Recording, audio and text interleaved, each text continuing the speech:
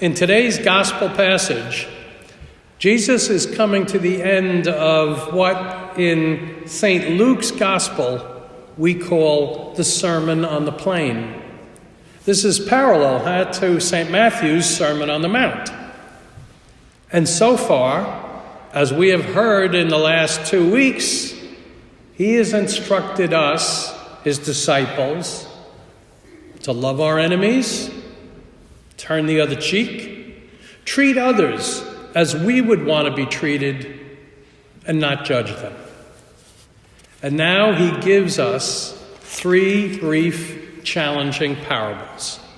As in the Sirach passage that we heard first, Jesus is the wise person, teaching his disciples a practical wisdom for their lives as disciples.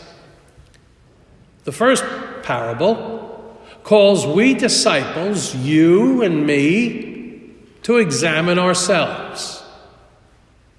We, as disciples, have responsibilities to teach and guide others. But before we can do that, we must address our own faulty sight, the log that's in our own eye.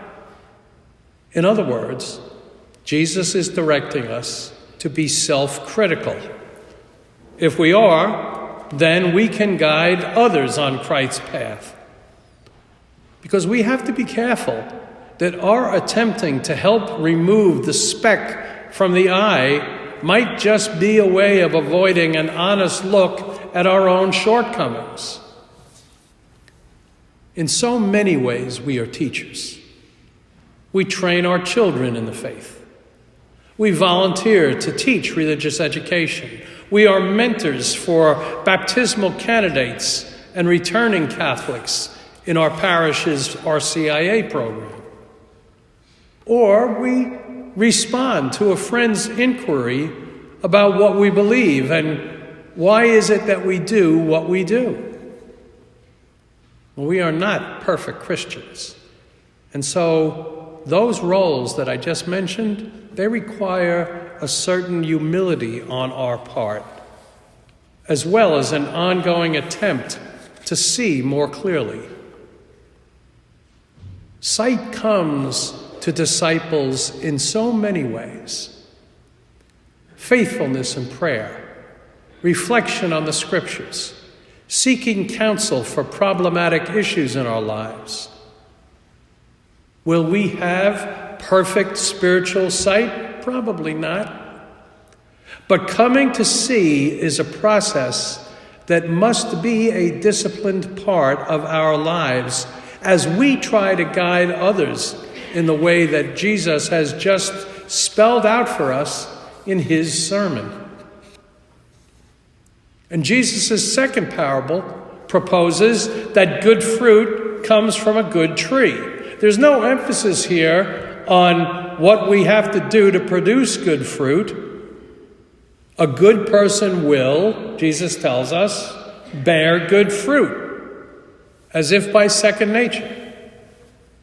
And haven't we known people who, by how they treat others and respond to difficult situations, set an example for us and challenge us to imitate their Christian response to daily life?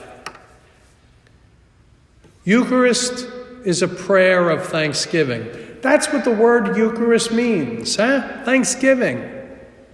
In our worship today, we might recall and give thanks for those who, from our past and present, have shown us how to live Jesus' Sermon on the Plain. They are the living proof that quite ordinary people can put into practice the life that Jesus proposes to his disciples. Their witness of Christian living also shows us what Jesus makes possible for us through the gifts of the Holy Spirit. And in his last brief parable, Jesus says, in summary, a person's words and actions will reveal their character. A person of good heart will do good, and an evil person will do evil. because from the fullness of their heart, the mouth speaks. We Christians are in a lifelong process of renewing and adjusting the compasses of our hearts. And we were reminded of that again today as we began this whole Eucharistic celebration by asking God for mercy. Jesus has modeled for us the life he calls us to imitate.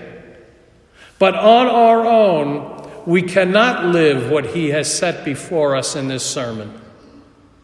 That's why, after receiving mercy at the beginning of every Mass, we are enabled to live the Christian life by the life-giving word that we hear and the food that we receive from that very table.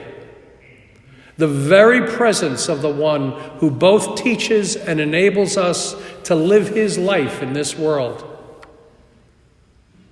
In his Sermon on the Plain, Jesus is forming disciples. And we, in turn, we will be the guides and teachers for others. The spirituality Jesus is teaching is not just meant for the enlightenment and behavior of the individual. God's love is effective. It produces good fruit for the benefits of others. The good that we do becomes a way to spread the faith to all. Jesus sends us to be witnesses to the faith that we profess, to practice what we teach, to practice what we preach. His words today show his concern for the integrity and the quality of our lives. We cannot, he says, teach others if we ourselves are not witnesses to what we teach. And are we good listeners? Perhaps we need to pay attention to what those closest to us tell us about the quality of our compassion and empathy and patience. Are we people of justice, sensitive and responsive to the least? Do we claim to accept Jesus' teachings but don't reflect them by the way that we act? We must always remember that Jesus was most critical of the religious, observant Pharisees who did not have compassion or empathy for the very ones whom Jesus shares his table.